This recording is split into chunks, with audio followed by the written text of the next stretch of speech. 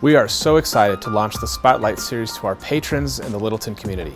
These topical and relevant lectures will serve as a way for others to participate in all that Town Hall Arts Center has to offer, and I hope become a staple of our adult education portfolio.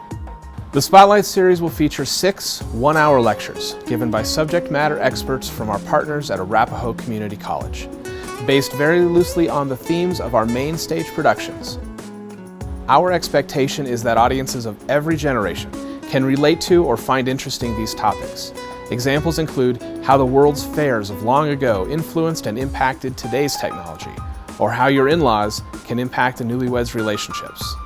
These lectures are intended to offer participants a chance to reflect on how theater speaks to audiences beyond the stage and through time.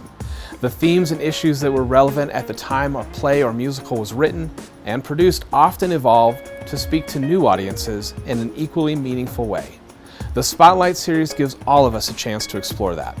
So on behalf of the Board of Directors and staff at Town Hall Arts Center, I hope you'll spend a Tuesday evening with us for a chance to hear from some fascinating speakers, explore interesting topics, learn something new, and most of all, have a good time.